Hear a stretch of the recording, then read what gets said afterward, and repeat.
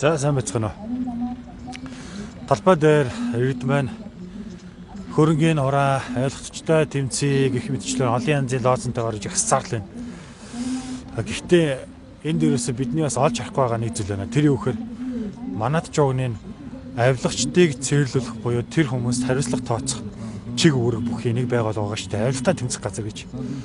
Авилгатай тэмцэх газар яг юу хийж байна? Би судлаа 2007 онд байгуулагдсан юм байна. 2007 оноос хойш 15 жил өнгөрчээ. 15 жил өнгөрөхөд хичнээн авилгачийг яг барьж арах хэмжээ авбаа. Ер нь яг тэр жинхэнэ авилгачтай арах хэмжээ тооцож чадсан уу энэ хугацаанд? Таны мэдэх ямар авилгачийг тэр хүмүүс яг барьсан бэ, хорьсон бэ, арах хэмжээ авсан юм бэ? Тэр маш сонирхолтой байна. Энэ өстой жоохон нэг бодлоо инээдтэй. Тэгээ бид нар яг тийм ийм сонин газраас одоо хүртэл итгэл найдвар тийм хүлээсээр л байна.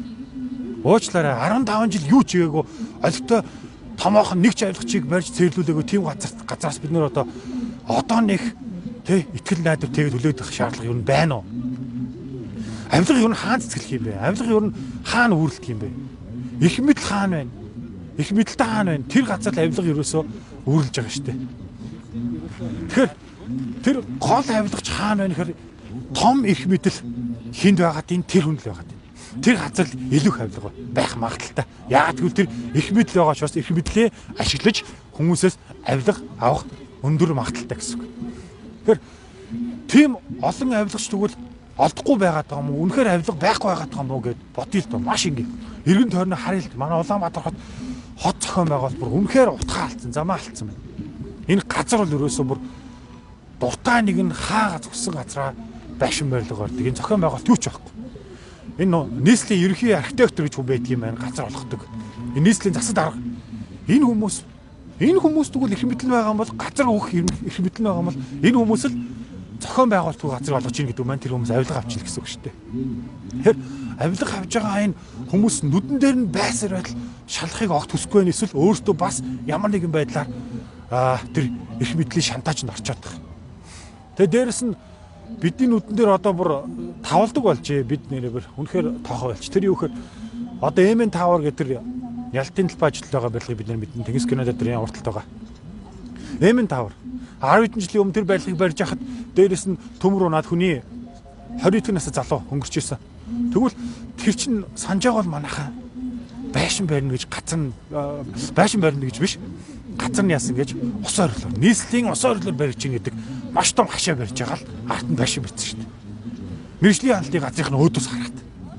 Тэгэхээр ерөөсө арах хэмжээ авдаг хин шалах ёстой газрууд маань огт ажиллаа хийхгүй байна. Энэ авилгатай тэмцэх газар ерөөсө ажиллаа хийх хүсэхгүй байх эсвэл өөртөө бүгдээрээ бие бинийгээ бүлдэгдсэн. Бүлдэгдүүлсэн юм яах вэ? Бие бинийгээ бүлдгийг батцсан. Нэгийг нь чанга бацах гээ нөгөөт нь биес адилхан бацсан. Буюу адилхан шантааж орсон. Ийм газраас юм хүлээсээр байх хэрэг юу байгаа юм даа бидэрт. 15 жил юу ч хийгээгүй зүгээр нэг жараханууд оролцсон. Том загсан дээр огт барихгүй.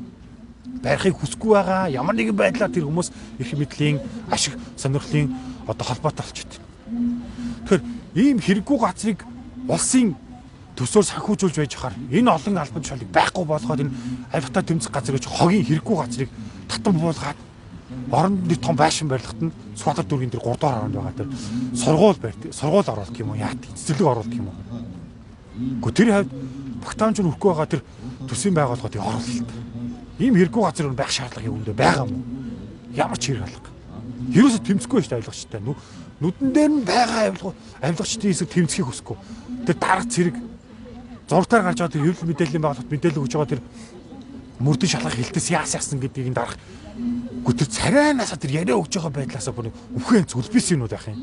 Гэхдээ тийм ачиг өвхөн зүлбис юмуд авилгачтай ер нь тэмцэр гэж байх уу? Зориг гаргах гэж байх уу та? Тэгээ бид нар итгэж найж хүлээсээр л байх юм. Банахач нэр үнэхээр итгэж найдаж ханахгүй юм даа бид.